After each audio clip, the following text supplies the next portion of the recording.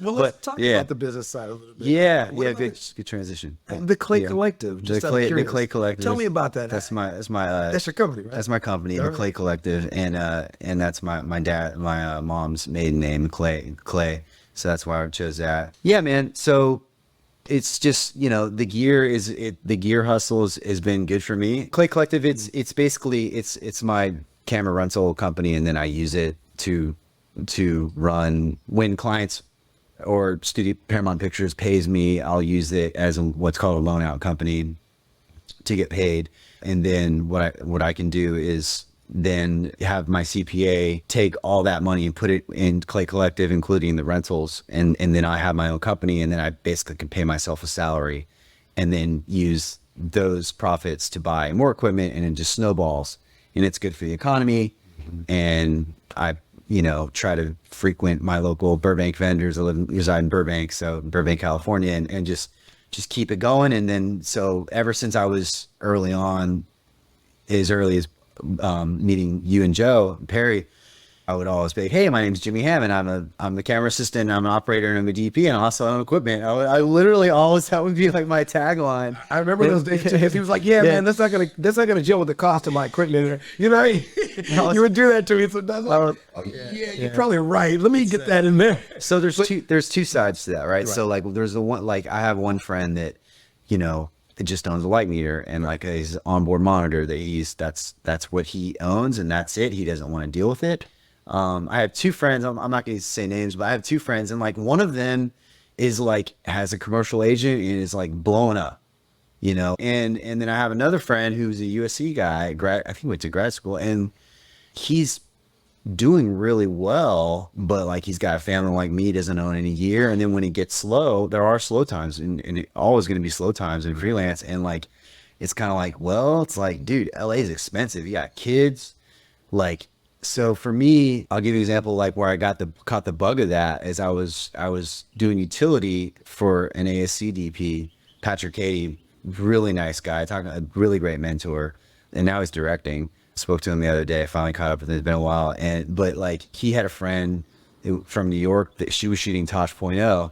Remember that show on like green screen show? And they were happened to be using the same camera as a Sony EX1 that I had.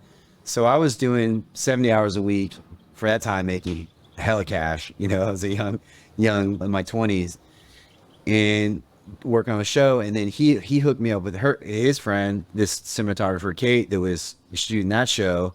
And I was like renting my camera out sometimes four times a month on that.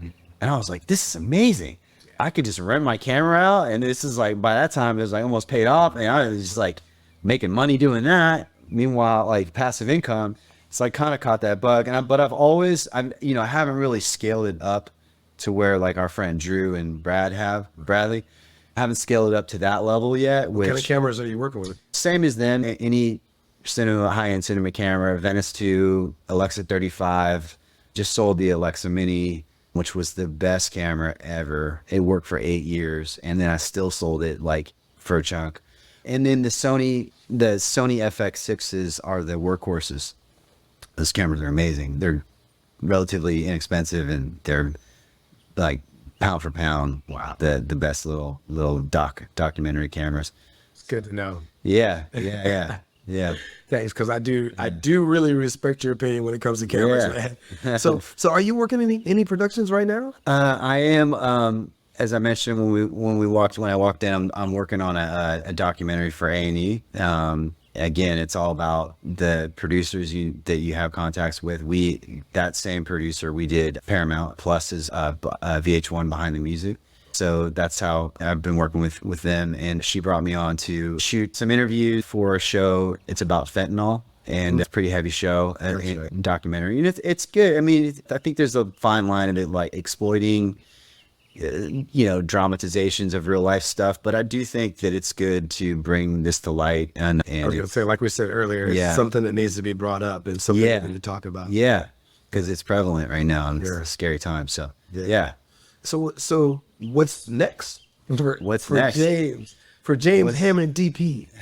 What's next, man? That's a good question. I mean, again, like not to go into it, down a deep dark path, but there is like, it's a scary time right now in 2024 with the strikes. We got strikes of 2023. I mean, how are you planning to maneuver through all that? We got AI Sora rearing her head.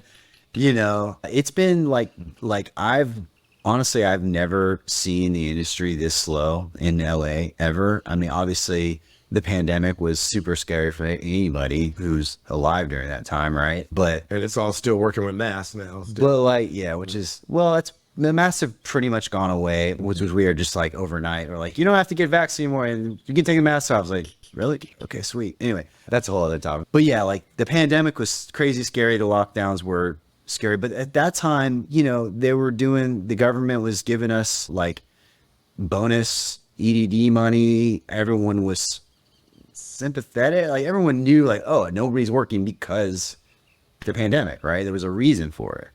And now it's like the whole industry is just I'm very, very fortunate because I don't only work like just in episodic television, or I don't like only work in one thing. Like I still, to this day, I'll still shoot behind the scenes, and I can make pretty good living. And the cool thing about behind the scenes is like, yeah, they call it BTS, but a lot of times it's digital content, social media. And now like, it's all going to the phones. It's all going. It's all BTS. Yeah, it's all. And that's the thing. It's changed a lot, man. And I kind of got into the ground level, and so like, you know, and whether it's a doc or a corporate video or BTS for a major brand, I have a really good producer who's carved out an amazing niche for himself in working specifically with the biggest commercial production companies out there, Radical Media, Anonymous Content, all these heavy hitter production companies. I mean, you name it, we've worked with them.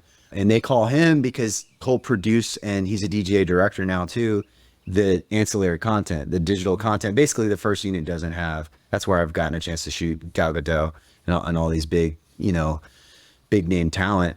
On a lot is thankful, not all through him, but a lot through him. And he doesn't want to be a DP, you know, he wants to be a company owner and direct when they call him. And so I get to be in charge of the visuals. So man, we got a couple of days holding throughout the summer for his company, and just keep pushing forward, just keep building the reel, you know, just getting more organized, doing my IMDb, reaching out to people, staying healthy, man, like just being in the gym, like getting good sleep, because it'll be slow, man. It'll be slow, and then boom, phone ring.